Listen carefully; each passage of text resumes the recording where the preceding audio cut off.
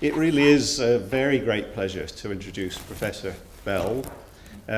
Caroline trained in Cambridge and Oxford in medicine, and then trained in psychiatry for another many years in London and Bristol, and developed an expertise in anxiety disorders and a really burgeoning research career in anxiety disorders.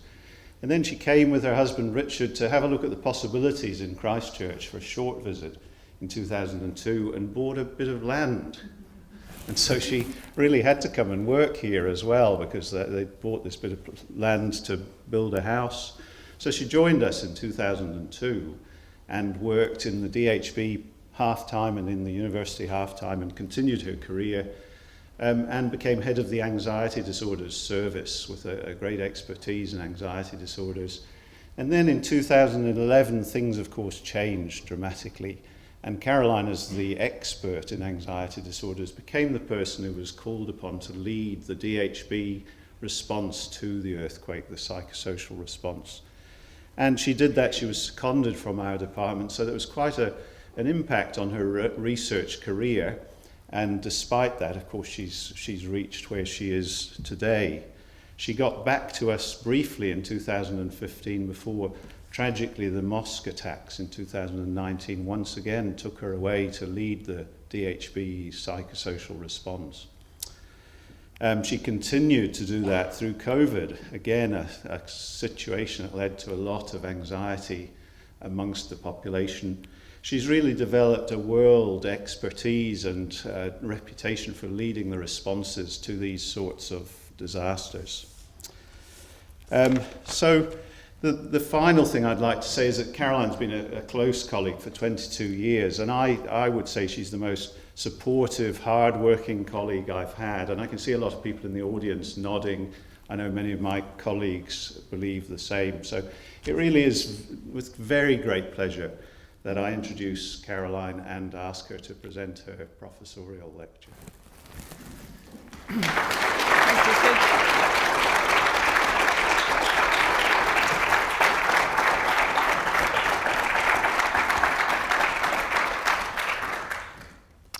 Tēnā koutou, tēnā koutou, tēnā koutou katoa.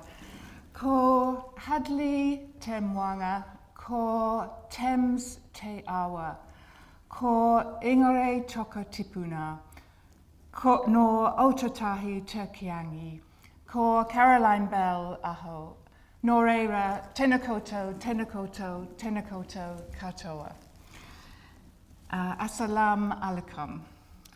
Gosh, it's so nice to see everybody here. I was thinking, it's just such fun, and then I remember I've got to talk. But anyway, I really appreciate seeing you all here and sharing this experience with me and giving me the opportunity to share what I've learnt working in disasters over the last decade, as Richard says, in Christchurch, where nothing happens but everything happens. You know, who knew?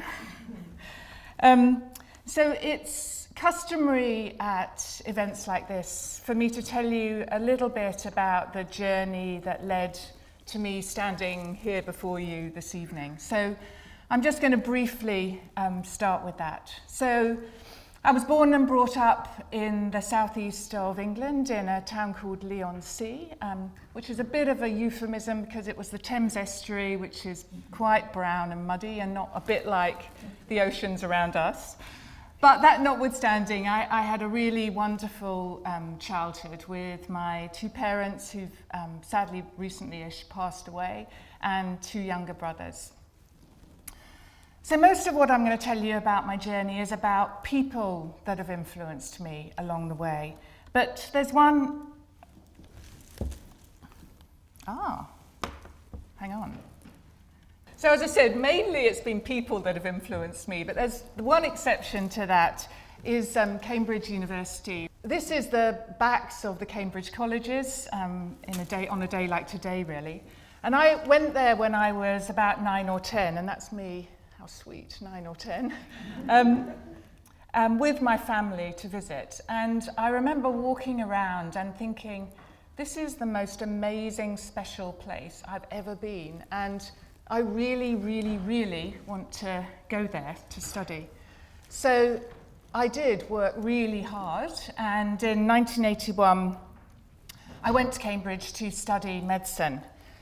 And Rich doesn't know I've got that picture. And I know, it's a really bad picture. This is a picture of my husband Richard on our first day at Cambridge, moving into college. So he's got a frying pan in his arms, I think. And we hadn't met on that first day. Remember those blissful times, Rich? But we met the second day when I managed to set on fire the kitchen that we shared. So, not my best moment, but we've been together for 40 years since then, and there have been no further actual fires, but plenty of metaphorical ones that Rich has put out along the way. So thank you for that, Rich. So Cambridge had a huge influence on me personally, but also professionally. And it was there I had the experience of being taught by people who were researching conditions, developing theories, and then teaching us about them. And that just seemed to me really exciting. I know my kids are going, Mum, that is so sad. But anyway, I found that really exciting. And it sowed a seed that I really wanted to do research at some time, somehow. As Richard said, I then went to Oxford and did my clinical training, and there decided that I wanted to do psychiatry because it just seemed so unworked out and so complex and so interesting. I just thought I wanted to work in that field. So I then moved to London and completed my psychiatry training. And this is a picture of one of the psychiatrists there who is called Lynn Drummond. And she had worked under Isaac Marks, who was really a professor at the Maudsley, who was the grandfather of understanding anxiety and behavioural treatments. And she was hugely influenced by him. And she ran a national service for the treatment of really severe anxiety disorders. And I thought that was just a really interesting area, and I wanted to work in that. And when I finished my training, thinking this is the time I need to do research. So I then moved to Bristol to work under Dave Nutt, who many of you will know because he's visited here several times. So he, at that time, had immense expertise in anxiety disorders, and actually had been working with Paul Glue, who's now in Dunedin, but Paul wasn't there by the time I came to Bristol. So as many of you will know, Dave's a larger-than-life character in size and mental capacity, really, but and it had a huge influence on my career. He works in the field of psychopharmacology and understanding how the brain is impacted by conditions. And so I completed my doctorate under him in serotonin and how it's involved in sleep and anxiety. So David also emphasised to all those around us that it's really important to be able to convey our findings not just in papers, but to communicate it to the public. And he worked very hard in training us to do that and always be able to tell a story. So I'm going to attempt to do that later this evening. And then, as Richard said, in the early 2000s, Rich and I moved with our two super young children at that stage to New Zealand, and have worked with Richard since at the Department of Psychological Medicine, initially with Peter. Lovely to see you, Peter. And soon after arriving, started working at the Anxiety Disorders Service, and many of you are here, so thanks so much for coming. I really appreciate it. So when I arrived at anxiety, I felt pretty confident that I understood a lot about anxiety and how it impacted the brain and how to treat it with medication. But in my almost 10 years there, I also really learnt the power of psychological treatment and how effective this is when it's done well. And that's gone on to influence a lot of what I've done subsequently. So thank you for that, guys. As Richard said, the earthquakes then started, and what I'm going to tell you about tonight is the start of that work that I've done in the field of disasters since then. And that's really had two lanes in a way, treating people with mental health conditions since the disasters, like post-traumatic stress disorder, but also recognising that the earthquakes had impacts on people who weren't developing mental health conditions, but were having difficulties. So trying to understand that as well.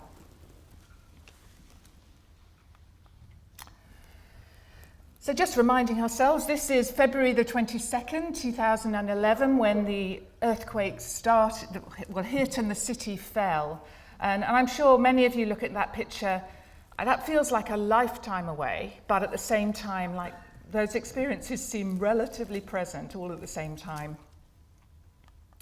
And these pictures are emphasizing, the destruction everywhere, but also that people's homes were damaged and destroyed. And I remember hearing insurance companies describing that as units, and it used to drive me mad. And I really pointed out to them, when people's homes are affected, it has huge impacts on people. It's where you expect to be safe with your family, and that ongoing stress of trying to resolve that and making it as good as it can is really difficult for people. There's also pictures of liquefaction. I didn't even know that was a word before 2010-11, but hugely difficult for many people, having to constantly dig out their homes. And the final point I wanted to highlight from this is this picture top right, which is the picture of the student army from Canterbury going around digging people out. But there were many other examples, like the Farmy Army driving in. But I think we've all got some personal experiences of people doing amazingly good things. Often you didn't know them, and they would help you out unexpectedly. So in the midst of all this devastation, good things happen. The aftershocks. So over 10,000 in 2 years. And, if you look at the second panel, over a week, that's over 45 aftershocks. And you remember, any one that got near to 4, you were kind of preparing yourself for, is this going to get bigger? Am I going to need to do something?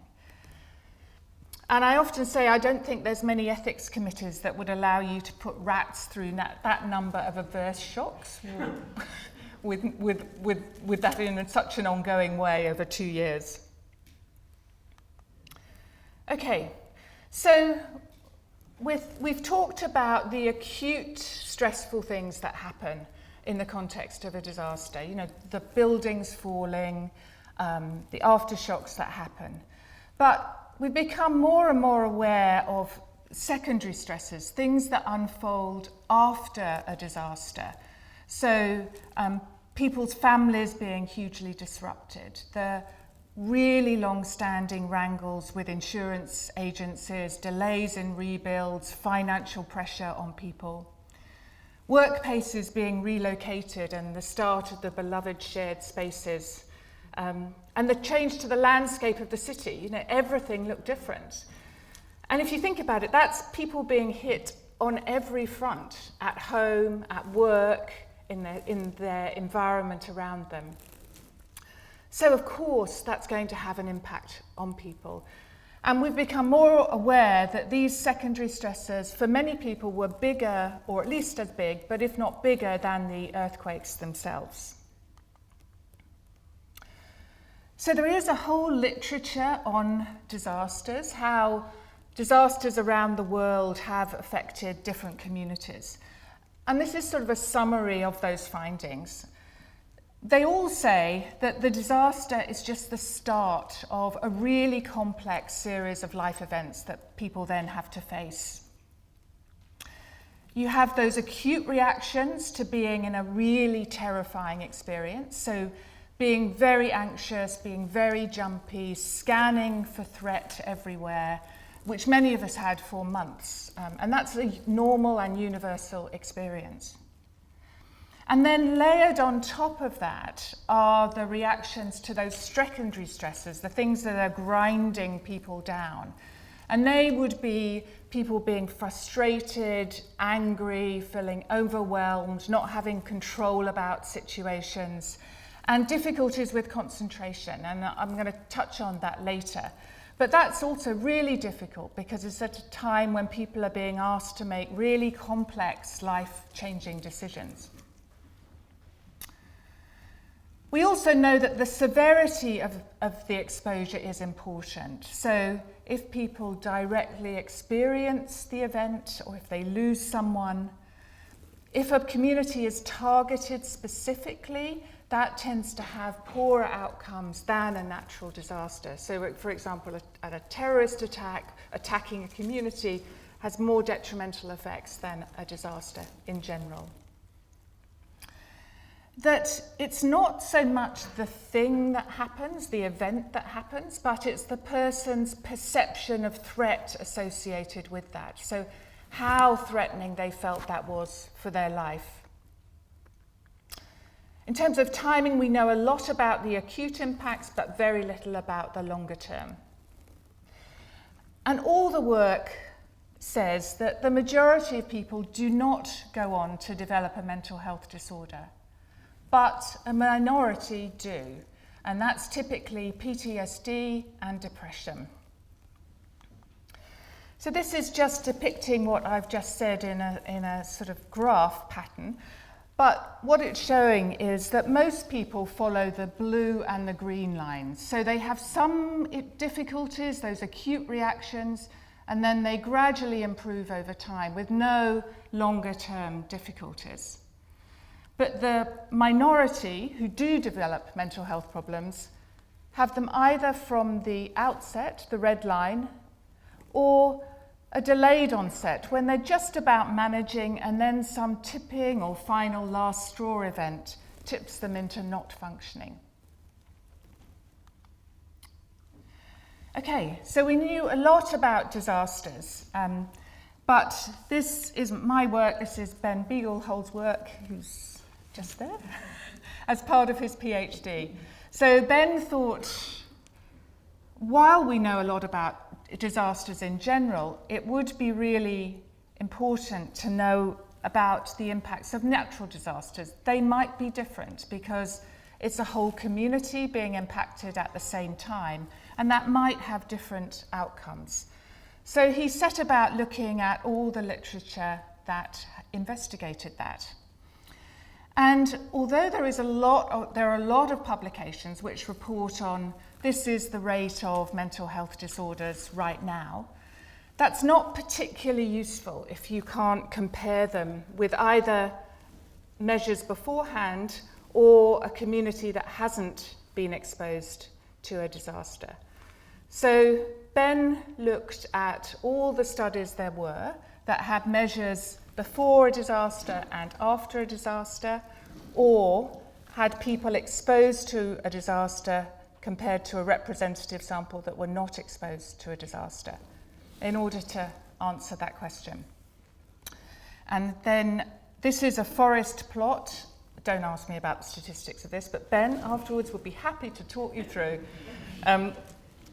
This shows that if you're this side, this is the line that's important. If you're this side of the line, that shows there were fewer mental health disorders after a disaster.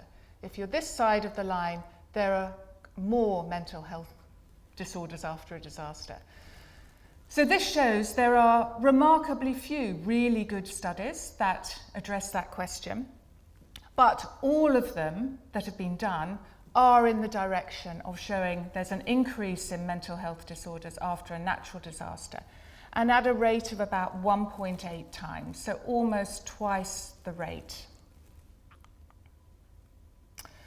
So there have also been some really influential studies from the Christchurch Health and Development Study. So Joe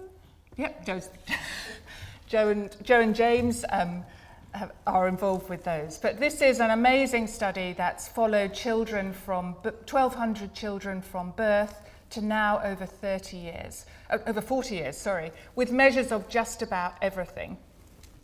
And remarkably, half that sample were in Christchurch at the time of the earthquakes, and half were not. So this is a study which has measures both before and after the earthquakes, and also a group exposed to the earthquake and not exposed to the earthquake. I mean, a pretty well perfect study in many ways, and certainly one that was included in Ben's meta-analysis that I talked about. So this looked at the rates of mental health disorders at 2 years and 7 years after the earthquakes. And this showed that at 2 years, in those who were highly exposed to the earthquakes compared to those not exposed, those highly exposed had increased rates of mental health disorder at a rate of 1.4 times. And when that group were followed up at 7 years, they still had increased rates, but at a much lesser degree, so now 1.1. So longer term impact, yes, but less impact over time. So this study was also able to look at the measures of distress that people were experiencing, and really importantly found that it wasn't the shaking and the destruction that people experienced, but the distress from it that influenced outcomes. And also importantly, not just distress in the immediate onset and time of the earthquake, but the longer term stress associated with those secondary stressors. And that's a really important finding, because that's something we can do something about. If we can reduce the distress people feel from having unresolved buildings and insurance claims, we can actually improve mental health outcomes. So that's a really, really important finding. Okay, so we've talked about the impact of disasters causing mental health difficulties. This is just a really summary slide of a huge amount of work done by the earthquake treatment team, which saw people over 4 years and treated people with group and individual therapy and medication as needed.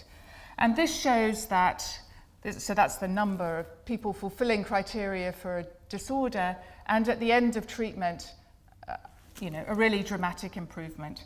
So look, this is not a randomized controlled trial or anything like that, but I'm using it to emphasize that while bad things can cause mental health problems like PTSD, good treatment, psychological medication, can also reverse some of those effects and result in really improved functioning. Okay.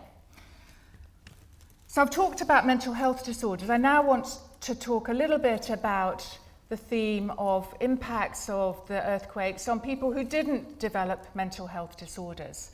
But we frequently heard, and God, I definitely had it, quake brain, where people were reporting being very jumpy, startling very easily, which I still do actually, but if a truck drives by or something like that, and people having difficulty concentrating. So it's not unique to earthquakes, it's described as flood brain or bushfire brain in other disasters as well. So we wanted to look at that, and we thought we would look at measures that would both look at measures of people's attention to threat and the jumpiness that people are experiencing, and also people's memory, to try and look at the concentration difficulties that people were reporting. And I'm only going to show you little bits of this because otherwise it'll just take too long. But this is how we measured people's attention to threat. So we show people pictures of different emotions, so anger, disgust, fear, and we ask people to identify which emotion they are seeing. So these images flash up on the screen really quickly, and we also morph them into how much of percentage of the emotion people are displaying. So from 100% to 10%, and it's really hard. It's really hard to get right. But it's not a test of getting right or wrong. It just is a measure of your attention to threat. What we did was we compared these outcomes in 3 different groups. People who had PTSD, people who'd been exposed to the earthquakes but had no mental health conditions and actually identified as being resilient, and then people who'd not been exposed to the earthquakes. And I'll just orientate you on this slide. So green is people with PTSD, blue is people who've been exposed to the earthquakes but are resilient, and orange is people who've never been exposed to earthquakes. And I think what I want to show you from this is that I think you can see that the people who've been exposed to the earthquakes, whether they have PTSD or not, have different outcomes than people who've not been exposed to the earthquakes. All these findings were significant, but it's most particularly shown, it's easiest to see here. And we had very similar findings for measures of spatial memory. And then that was at 2 years, and then this is at 8 years. And there's no green PTSD bars here, but I think you can see that at 8 years, there's no difference between the blue, the people who've been exposed to the earthquakes, and people who haven't been exposed to the earthquakes. And again, we got the same findings on spatial memory. So that seems to be saying there are issues in the first few years, but over time they have resolved. So what's the explanation for that? And I think this is a simple explanation for this. So normally we spend most of our time with the thinking part of our brain, the blue prefrontal cortex. As you're sitting here today, as long as you're not asleep, that's mainly the bit that's active. And the pink part of the brain, the primitive part of our brain that is activated when we're in threatening situations, is not particularly active. But when an earthquake hits, the pink part of our brain takes over. And that's good because that allows us to do things that can keep us safe, to get out of a situation safely, to send blood to our muscles to be able to get out. And we don't need our blue thinking part of the brain. We don't need to be thinking about, did I get the washing in? What are we having for dinner? That's not particularly useful right now. So we just need to focus on the immediate stress. So that is really good and really helpful in an acute situation. But if we're in a state of ongoing stress, such as I would suggest after the earthquakes and that prolonged period, your brain remaining in this sort of pink space where you're focusing on the stress, you're jumpy, you're not really thinking about anything else, explains those findings. It explains why we're more focused on symbols of threat, because if people look scared, like on those emotions, we probably need to take notice of that and do something about it. So it makes sense as to why we would be like that. And because the blue part of our brain is offline, we're not really concentrating very well. But over time, as I've shown you in those graphs, things settle back to normal. Okay. So this is slightly related, but this is the All Right campaign, which was developed by Community Public Health and the Mental Health Foundation. Lovely to see you, Kieran, at the back there. So this was a campaign that was instituted across Christchurch, suggesting that people do things that might help with their mental health. So it wasn't targeting people with mental health conditions or anyone else. It was just for everybody. And this was promoting strategies that effectively activate that blue part of our brain that I was talking about in those previous slides. So that is things like mindfulness, keeping on exercising, keeping learning, and the importance of social connection. All those things bring the blue part of our brain much more online, which is what we want to be doing. Okay, so that was the earthquakes, and that work is still ongoing. But as Richard said, and we all know, on March the 15th, 2019, there was the horrific terrorist attack on 2 mosques in Christchurch.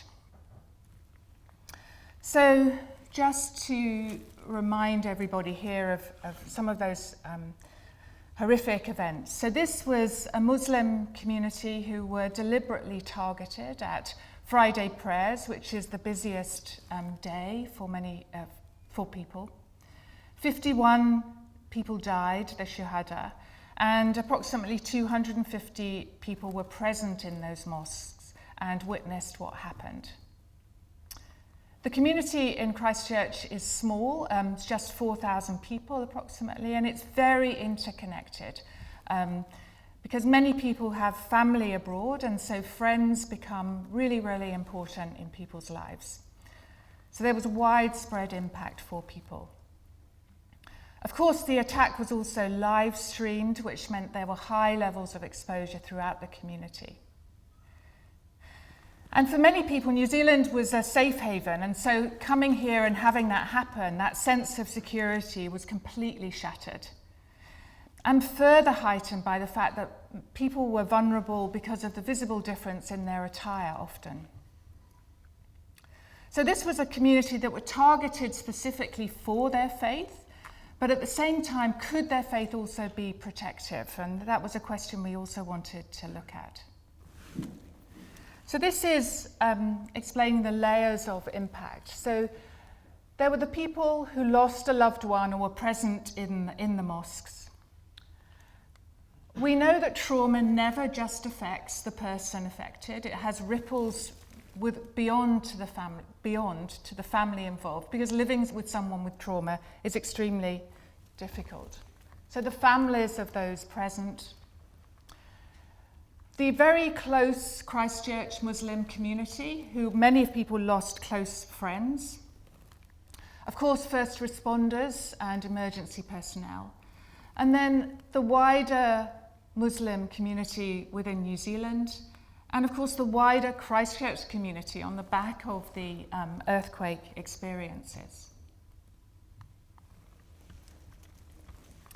So as with the earthquakes, there were secondary stressors, some in common with the earthquakes, but some more unique. And in this situation, there was the change in family dynamics because often of the person who was lost.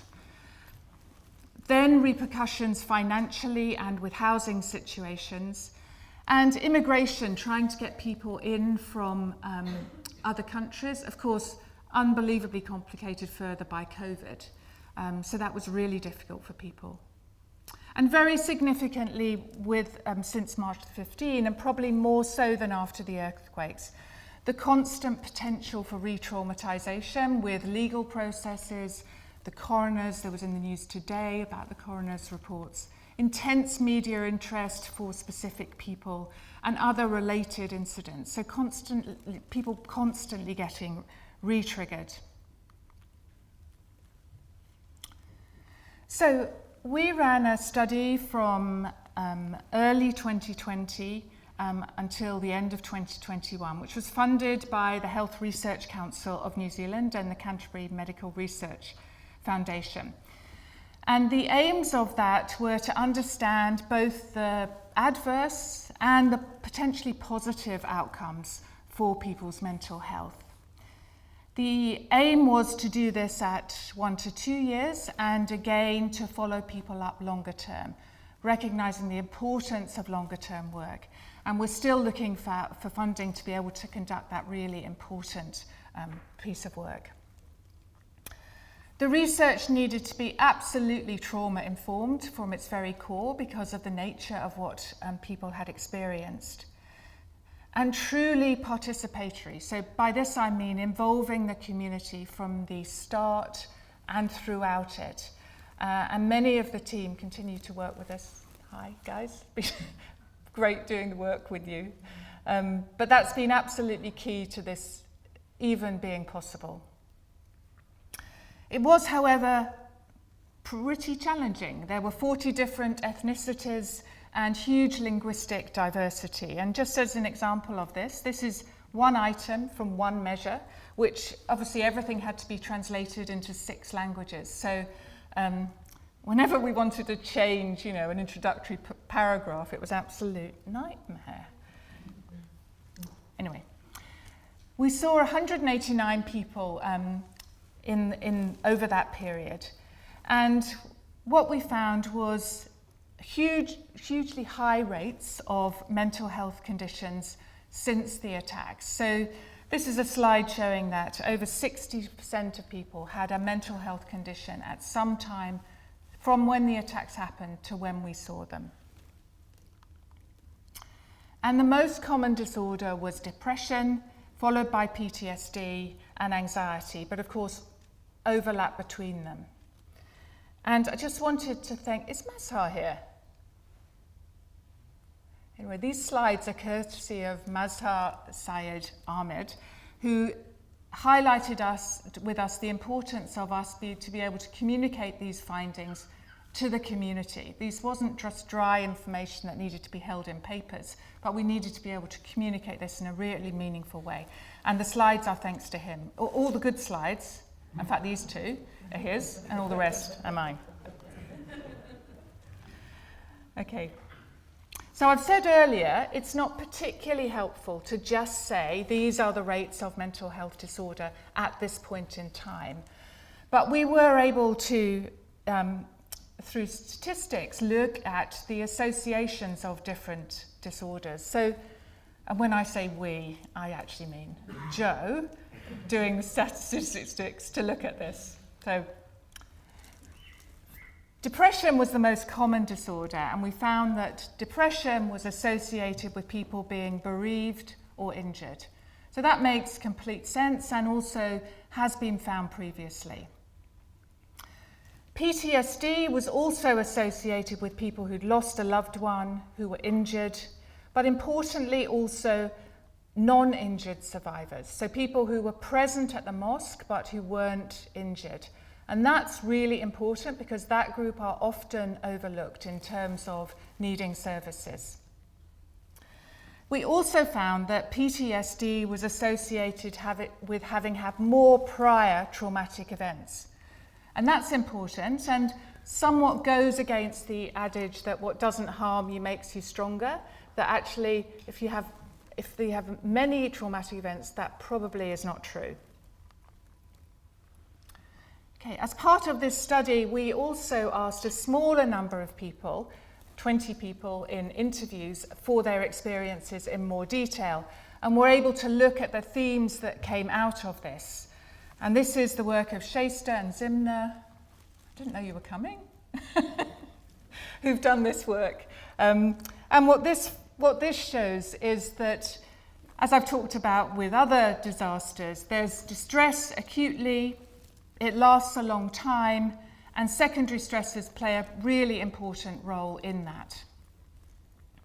There were also compounding factors, the interconnectedness of the community that I've touched on, and also remembering this didn't occur in a vacuum. This is in the context of discrimination and racism that people were experiencing before and after. But through it all, people talked about the importance of the centrality of their faith, that how their faith helps them cope and understand their experiences. So we also looked at some of that in a different way, asking people how satisfied they were with aspects of their life. And if you look at the right-hand column, I think you can see that, reflecting what I talked about earlier in the previous slide, people were less satisfied or more concerned about feeling safe and feelings of security. But some things were better than they had been. And these were particularly relationships with people, feeling part of the community, and connection with their faith.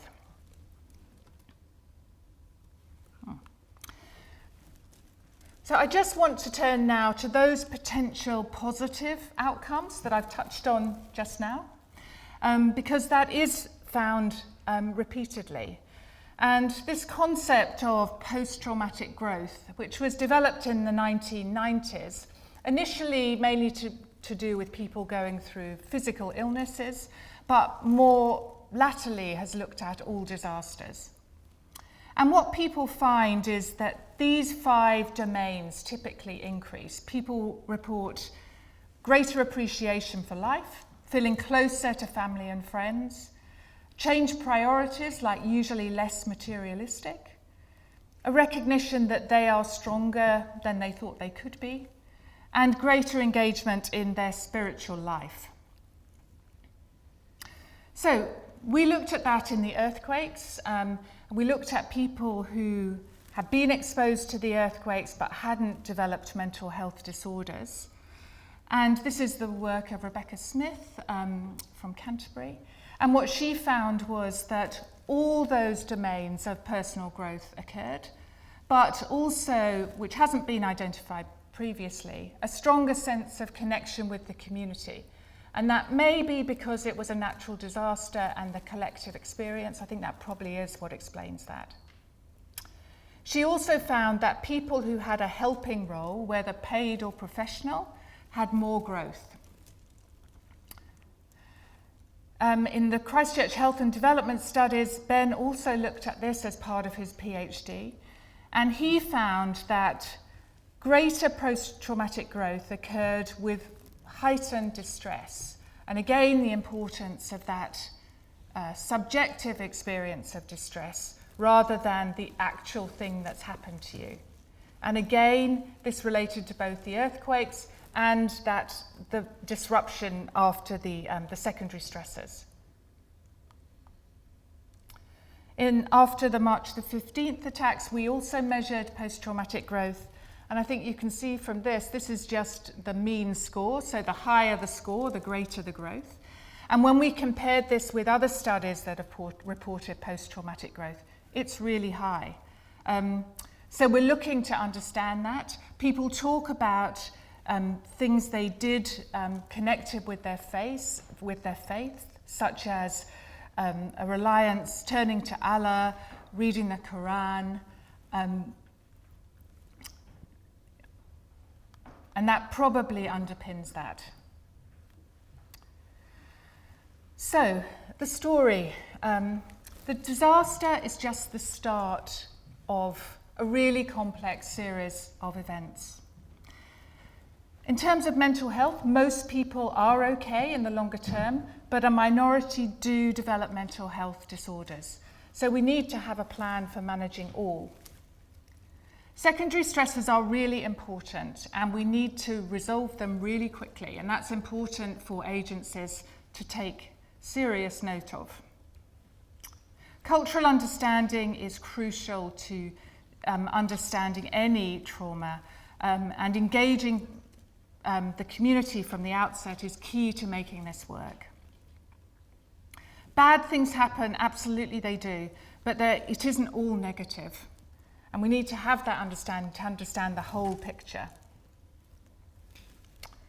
Okay, I want to conclude now with not really my work, and Mazhar, you've just walked in, but this is your work. But anyway, it's what I wanted to end with, because I think it is just as, if not more important than everything I've told you about.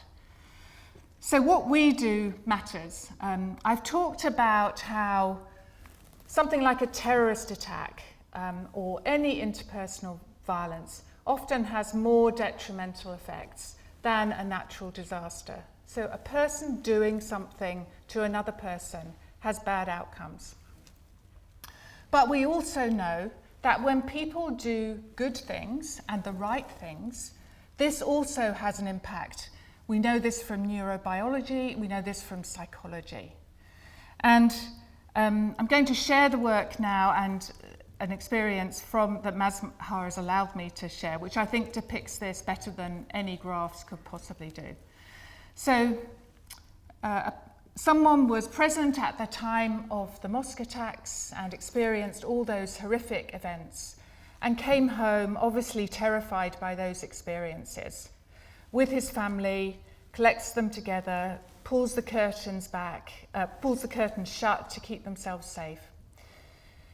And is thinking, we can't stay in this country. This bad things like this happen. I can't keep us safe here. They then hear a noise outside and go and pull the curtains and find that their neighbours have surrounded the house, linked arms, and they're protecting them. And he said at that moment, he changed, went back out to the hospital and went on to support the community. So Mazhar also has done some work on this and found similar things happen spontaneously around the country. So this is a picture of a Muslim family swimming, surrounded. This is a mosque with people surrounding it. And he's termed this human chains of Araha, which I think is just such a powerful way of explaining what happens. But I think it really emphasizes that what we do really matters, how people experience things. Okay, so all of this work couldn't have been done without the participation of everyone who contributed their findings. And this is done in memory of the 51 Shuhada, and with huge thanks to all the survivors from the mosque attacks, and also the earthquakes for sharing their experiences. And look, this research, I'm standing here in front of you, but this takes a village to do this work. The earthquake team who are here, I can't go through everybody. The March the 15th project, particularly Rakaya, Sandila, Shaista, Rana, Fari, Akram, Zimna. Been an absolute pleasure to get to know you and work with all, so thank you for that. Everyone from anxiety disorders, I just loved our time together, so thank you for that. Andy Bartram, I can't tell you how she makes all the messy data we present into this meaningful, nice thing that then the statisticians, Joe and Chris, can do something with, because I certainly couldn't without them. Ben, particularly being the easiest PhD supervision ever, and mentorship from, obviously in the UK, Dave Nutt, Peter, lovely to see you, Roger, Lois for much support, and particularly from distinguished Professor Richard Porter for unbelievable leadership and support. And I'm speaking for myself, but I actually think everyone in the department feels the same, so thank you. And last but not least, my children. So my daughter turned up unexpectedly today, that was wonderful, and my son, who's hopefully watching in Norway. This is what I was doing all that time. And Rich, for continuing to put out the fires, and like without you, I couldn't have done any of this. So thank you, everybody. Thank you for coming.